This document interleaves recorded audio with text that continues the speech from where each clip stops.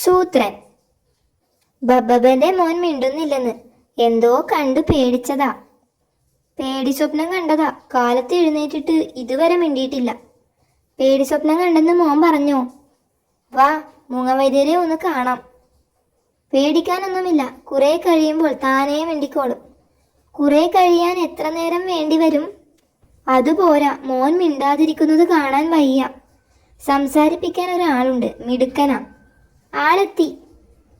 ഇതെളുപ്പമല്ലേ? ചില ചോദ്യങ്ങൾ ചോദിച്ചു മിണ്ടിക്കാം. ശിഷ്യ, ഞാൻ ചികിത്സിക്കുന്നത് കണ്ടു പഠിച്ചോളൂ. മോന്റെ പേരെന്താ? ഒരു പാട്ട് പാടാമോ? മോന് തിന്നാൻ കരിമ്പ് വേണോ തേങ്ങ വേണോ? രക്ഷയില്ല. എഴുതി വായിപ്പിച്ചു നോക്കാം. ശിഷ്യ, കണ്ടു പഠിച്ചോളൂ. ഇതും രക്ഷയില്ല. പേടിപ്പിച്ചു നോക്കാം. ക്രോ, നിന്നെ ഞാൻ തുണ്ടം തുണ്ടമാക്കി. അയ്യോ, ഒരടി കൊടുത്താൽ മിണ്ടും. ശിഷ്യ, കൊടുക്ക് 2 എണ്ണം. വേണ്ട വേണ്ട, തല്ലു വേണ്ട. എന്നാലിനി ഒറ്റ വഴിയേ ഉള്ളൂ. നിങ്ങൾ അല്പം മാറി നിൽക്കാമോ? റെഡി. മോനെ, ഇപ്പൊ മിണ്ടാൻ പറ്റുന്നുണ്ടോ? പറ്റുന്നുണ്ട്. ഹാവു, രക്ഷപ്പെട്ടു. ഇതിനു തക്ക പ്രതിഫലം ഞാൻ കൊണ്ടുവരാം. ഹിഹി, ആനക്കുട്ടിയുടെ വായിലിരുന്ന് ശിഷ്യനാ മിണ്ടുന്നത്. പ്രതിഫലം കിട്ടിയാൽ ശിഷ്യൻ പതുക്കെ പുറത്തു വരും.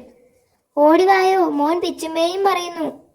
വെള്ളം കുടിച്ചപ്പോ എന്റെ വായിലിരുന്ന എലി വയറ്റിൽ പോയി അച്ഛാ. പറയുന്നത് കേട്ടില്ലേ? എന്താ ഇതിന്റെ അർത്ഥം? ശിഷ്യ